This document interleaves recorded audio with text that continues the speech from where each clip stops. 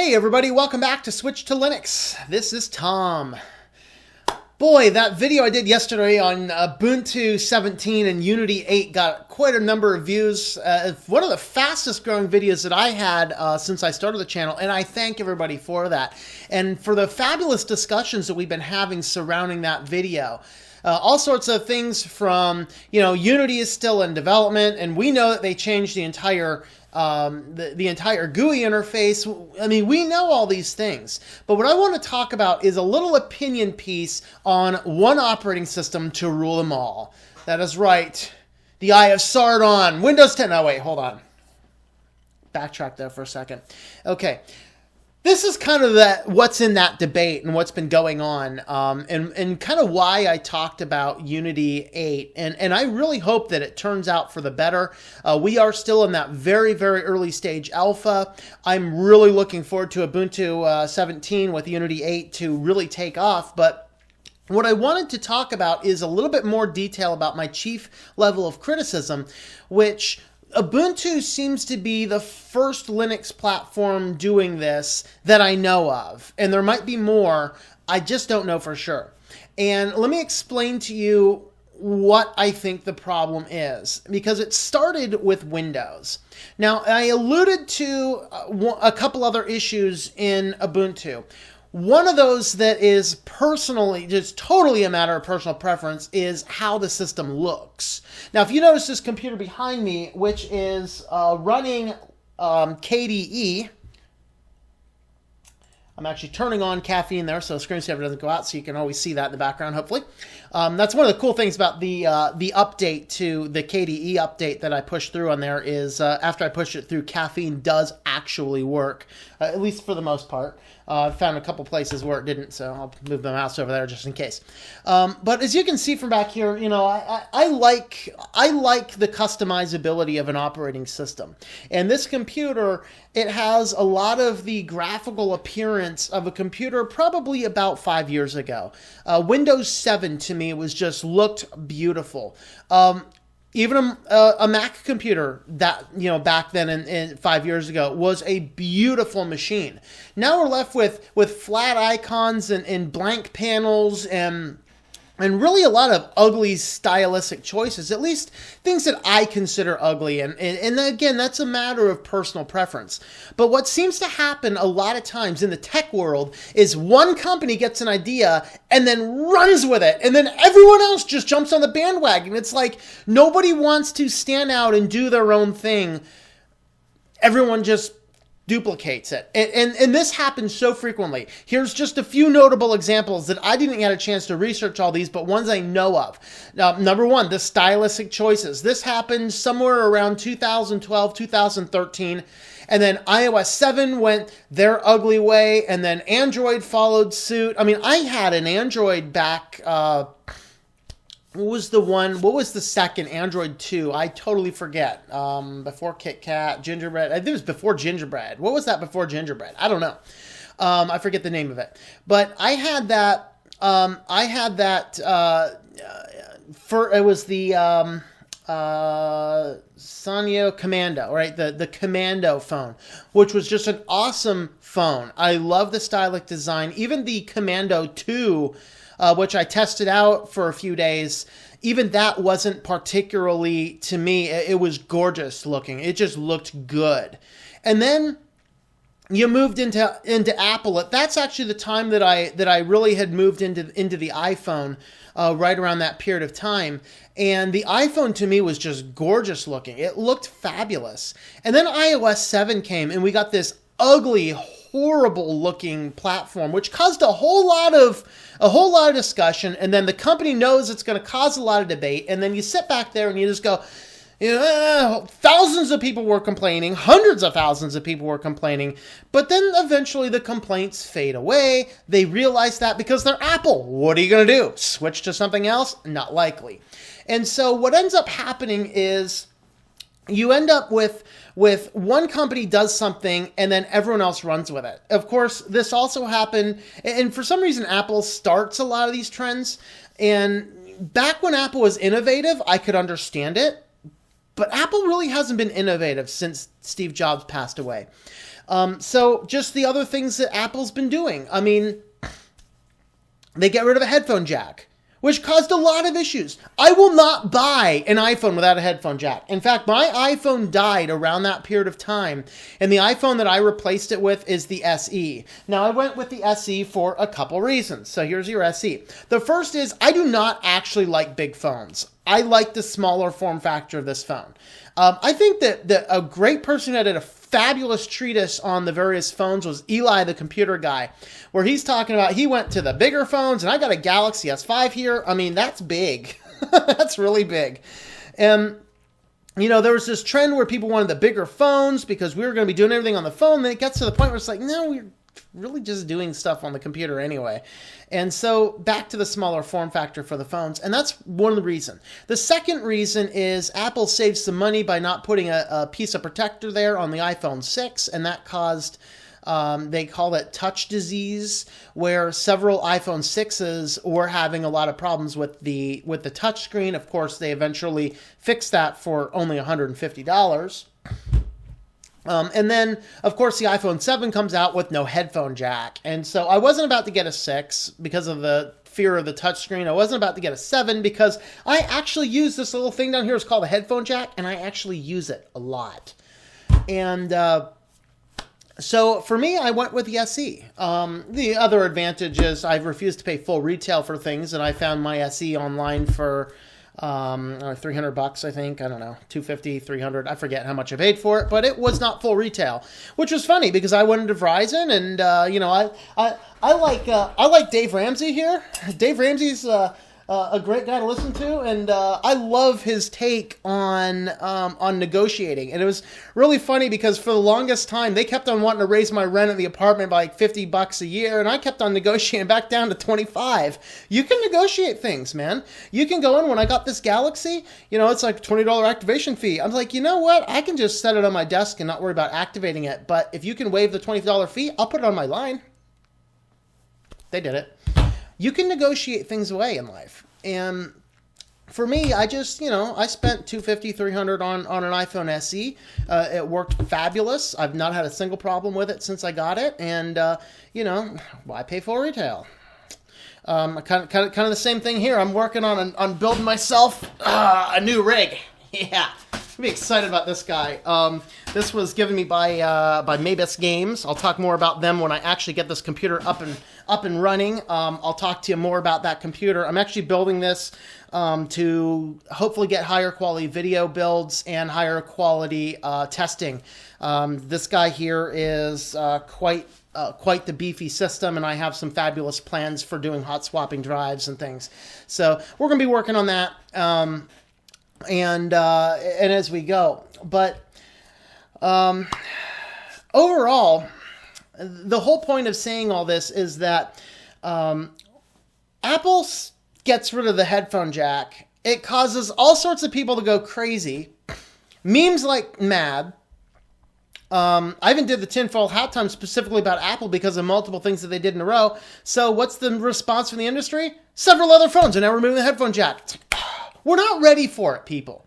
We do not have the highest quality wireless technology out there, but I mean, everybody's got headphones. I mean, I got headphones. I got a couple pairs of headphones. Believe it or not, I still use these crappy things. This is what I use to run with. Stick in your ears better. And I probably have 4 or 5 other pairs of headphones laying around, man. And whether it's a computer or plugging it into a monitor here or plugging it into an MP3 player, I've got lots of headphones so that I can listen to stuff when I need to listen to stuff. And that is the fact of the matter. Now, am I saying that forever we're going to be using this jack? No, but let's not totally get rid of a headphone jack, a nearly universal port, before we're ready to get rid of it. Move towards innovation, no problem. Have the technology to do that. They'd be way better off with the iPhone 7 keeping the headphone jack and then really pushing those wireless headphones, which, if you noticed, did not come out when they said they were going to. So, What else do they do? Well, they come out with the MacBook Pro, which is actually the Dongle Book Pro. It's not necessarily a Pro machine. There's no upgradability to it. It's greatly increased in cost. Had instant, the battery, according to Consumer Reports, battery was inconsistent. And then all the thing has is USB-C type devices. I do not have a single device that runs USB-C type devices. And the last thing I'm going to do is go buy a whole bunch of dongles. I mean, my microphone, USB. I just bought this thing. It's USB. My camera is USB. My chargers, all my phone chargers are USB. All my thumb drives are USB. I mean, I went to Walmart the other day because I was looking for some cheap SD cards here, and looking at all the flash drives, they had one drive that was USB Type-C. Just one. And just to make sure you could still use it, it also had an old traditional USB connector as well. We are not ready to remove USB ports completely from our computers. Should we add USB Type-C ports? Absolutely. Absolutely. I'm not saying we shouldn't. In fact, I have a computer. I'm trying to think, does it? My Media Center computer, I bought it about 8 to 10 years ago. It has VGA and HDMI outputs. In fact, my main Windows 7 computer here still has a VGA and an HDMI output because HDMI really wasn't big back then. That one still has laptop PCI card slots, if you remember those. It might have a COM port, but I don't think it does. I think it's slightly too new for a COM port. That might have, in fact, though, been one of the first computers I had without a COM port. A traditional, a 9-pin COM port. Quite sad, actually, because I have a device that still uses COM ports, and I do not have a functioning computer that can run it. Oh, boy. All that being said, though, is that one computer company comes out and starts this trend, and then everyone else follows suit with it, and that's a bad thing. We need to stop encouraging the companies to, one guy does something seemingly successful, and then everyone else runs off with it, because slow down, keep your market, keep your individuality. If you've noticed what's been going on between Apple and Microsoft right now, they've been doing the same exact things. Apple has their line, Microsoft has their line. The only difference is the operating system, apparently. If you get a Surface, I have no doubt that a Surface would work a whole lot better than another brand of computer because it's developed by that. But then you're going to pay an arm and a leg for it. So ultimately, that was a very, very, very long introduction to tell you this one factor. And that is that software, Windows 10 decided they wanted to develop one operating system to work across all platforms. And the biggest thing that I was criticizing in my video on Ubuntu 17 and Unity 8, well, other than the fact that nothing works on Unity 8 yet, it's supposed to be an alpha build, but it's not an alpha build. Because nothing works. I mean, on an alpha build, it implies that there's some level of functionality. Okay. And I'm going to be a little harder on it because they're not a small fly-by-nighter. This is a big group who's released a lot of operating systems, who is one of the core foundations of most Linux distros out there. And I love Ubuntu. I think it's a great platform. Okay. But they're trying to follow suit and develop one platform for everything. And there's been a lot of discussion back and forth on the comments on that particular video about this. And so let me tell you why I think that that's a bad idea. It's because different devices have different purposes. Okay? So let's get into this a little bit, because I'm kind of a device hog here, Okay, so you have a phone. A phone serves several purposes. With a phone, of course, they're saying that our phone is kind of our new castle, right? Our phone has all of our contacts. I mean, do you know your mother's phone number if you lose your phone? Just a thought. Is that with my brother? He does not have smartphones or anything at all. It's funny because we go out and we're catching a movie with an old friend of his, and he wasn't there at the theater yet. Like, well, do you know his number? Of course I know his number. Blah blah blah blah blah blah. Like, okay, but I don't know my brother's number. I don't know. I mean, there's a few people, and I should probably do this. I should probably dedicate myself this year to learning 5 or 6 core phone numbers. I really should. And I think we all should. But if you lose your phone, do you know how to reach somebody? There's a question. But we use our phones for shopping. We use our phones for probably more than most other things. But you know what I'm not about to use my phone for? I'm not about to sit down and even dock my phone into something and open up Photoshop and edit an image. I'm not about to do that. I'm not about to do anything that requires any full level of practice. And I got news for you. If I'm out and about and, I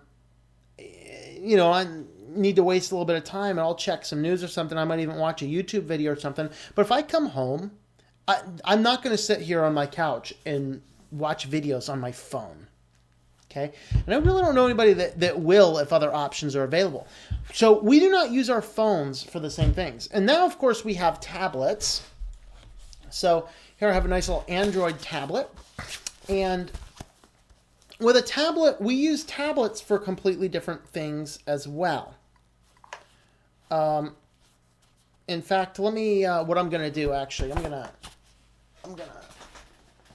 grab an iPad because my iPad does not have a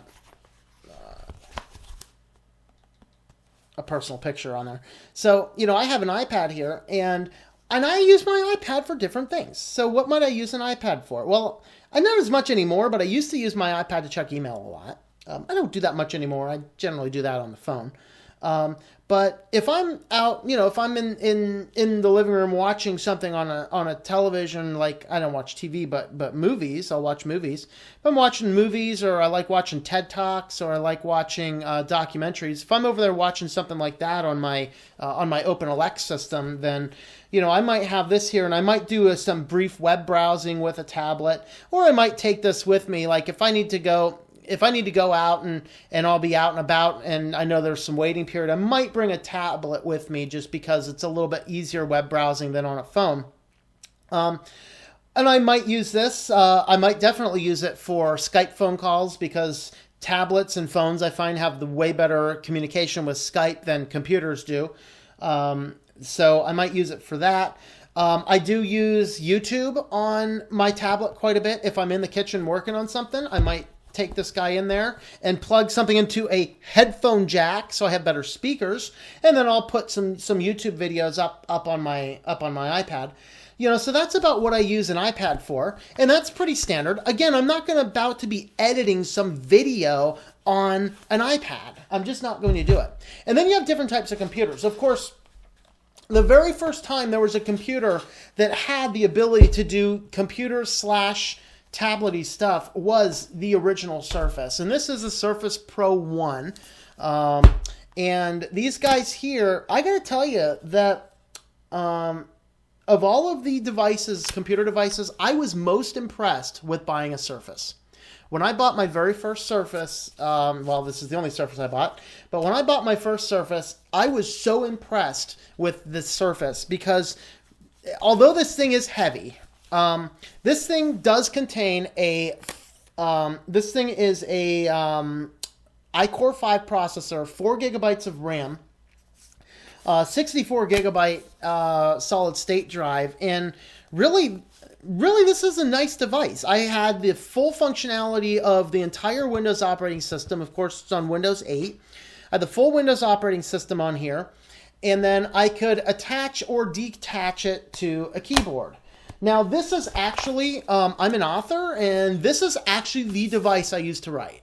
So I take it with me because it has a better battery life than most of my other mobile computers without being a big computer like the laptop I'm recording this on.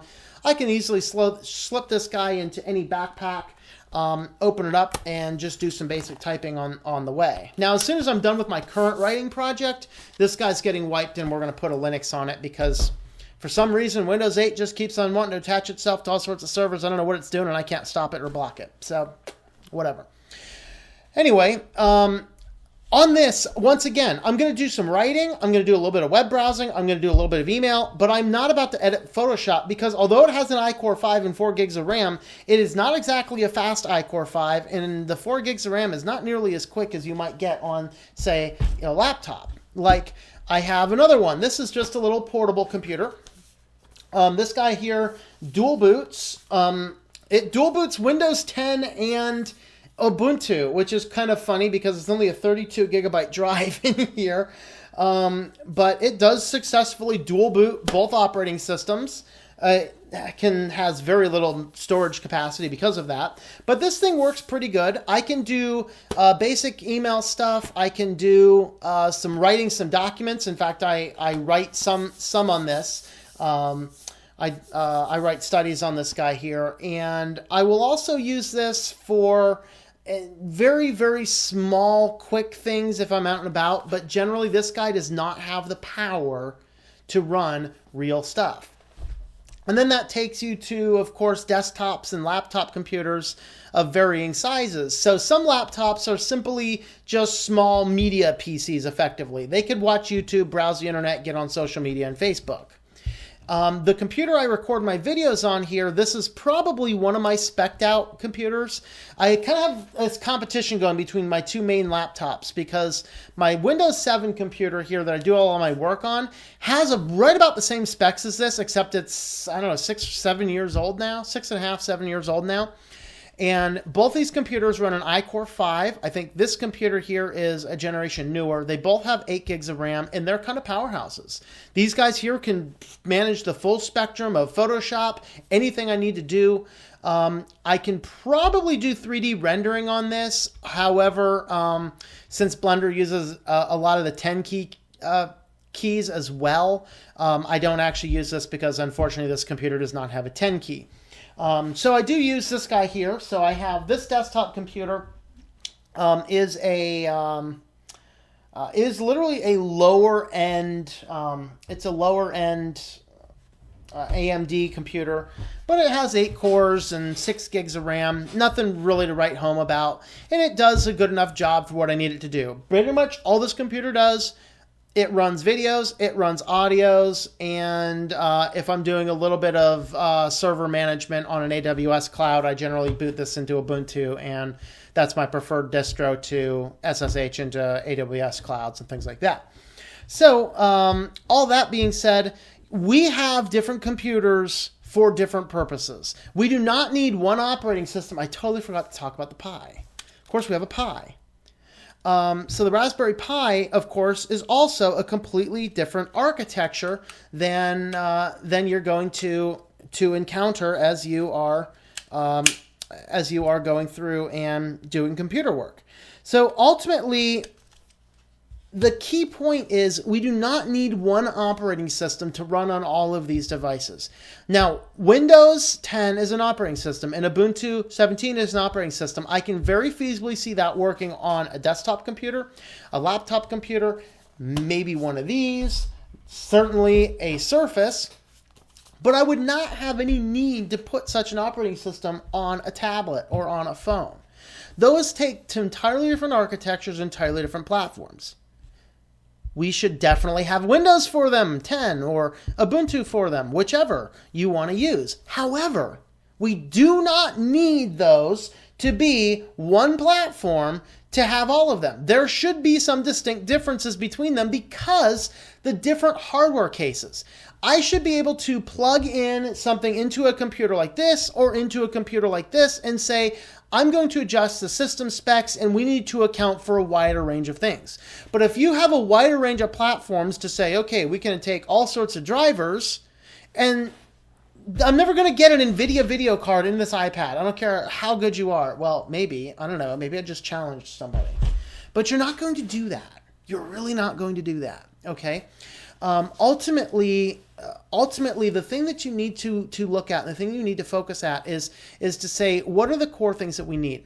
Now, here's another point that has been brought up in the videos, and that's that the biggest challenge that we're having, and honestly, Windows 10 seems to be moving in the direction, and I really hope Ubuntu is not, is moving towards a walled garden platform. Now, have you ever tried to put a file on here? So I used my Raspberry Pi last month to build a VPN using OpenVPN. So when I want to access my internal network, I just plug one certain SD card in the bottom of here, plug this into my router, and plug her into the wall, and away we go. Now I can access this. Now, when you access and create a VPN, you need to create client certificate keys. You know how I had to get the client certificate keys to here? Emailing them with an insecure protocol. I couldn't FTP. Because there's no way, the phone did not know how to deal with that file. Now, there are, quote, FTP programs that allowed you to FTP in, but if you try and transfer a file over that it doesn't understand, it just doesn't work. So I could use an FTP to put pictures on here, but why can I not just plug this phone into a computer and transfer a file into a folder? I can't. And even on an Android, I can't, not without rooting the thing. And so we're left with this problem that the reason a phone and a tablet is not a sufficient device is because we do not have the basic ability to manipulate individual file types. Now, we gain a little security in that, for sure, but we lose a whole lot of functionality. Because if I wanted to, for example, type a document on this, the cool thing about the Android operating system, I'm not sure if you are aware of this, but if you happen to have like a Bluetooth mouse and a Bluetooth keyboard, you can actually plug those in. And it's very funny when you plug a Bluetooth mouse into an Android phone and then you get a cursor on your phone. It is the most hilarious thing. But in theory, if this guy would allow individual files, I could literally set this guy in some dock, put up a Bluetooth keyboard and a Bluetooth mouse, and I could actually sit there and do a Word document on this. The reason I can't? No individual file capability or control systems. But here's the thing is you do not need a one operating system to go on every single device to enable to do that. You just have to do that. How do I know? Very simple. Because this runs on an ARM architecture, same as a phone does. Okay? And this happens to have a Linux distro called Raspberry, and probably hundreds of others. In fact, there is a Windows 10 that fits on this. You can get a Kali for this. You can get a lot of different things for this type of architecture.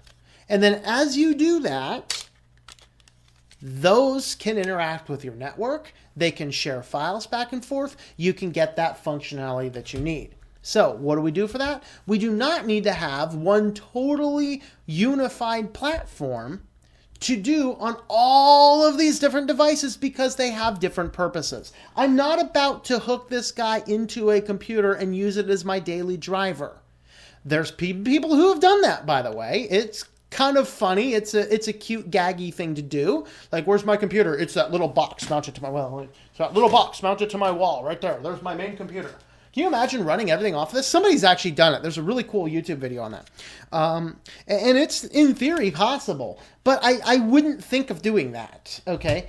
So we need to have a version of it that is optimized for a smaller device, and we need to have a version of it that is optimized for a larger device. That's only two.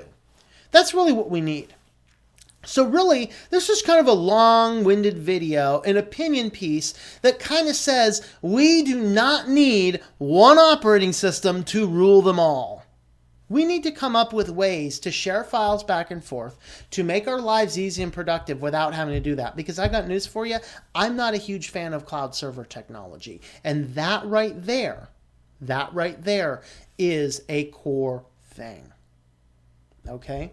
That's a core thing. If you're concerned about privacy and you're concerned about that kind of stuff like I am, I do not want to share all of my files and documents in the cloud. But I also am not a person who's going to write a personal file on my phone either.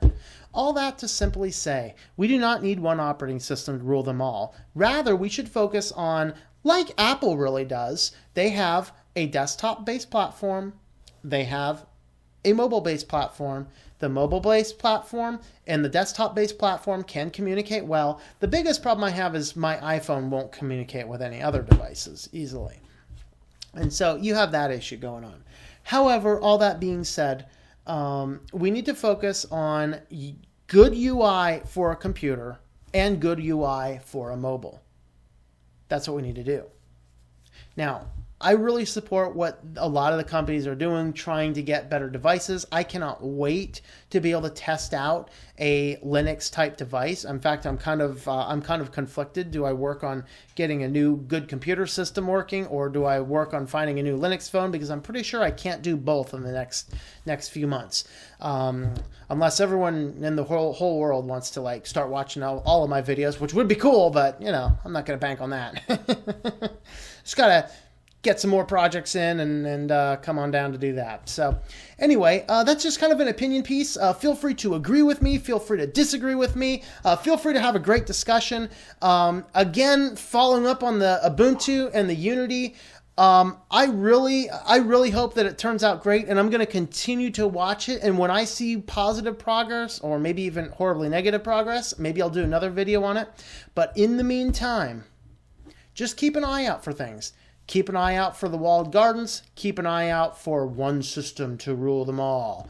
And just be aware that we need to take a stand against companies that simply follow suit because somebody else did something different. Because if everyone else is going to do something because someone else is going to do it, it's no different than if your friends jumped off a bridge. Would you?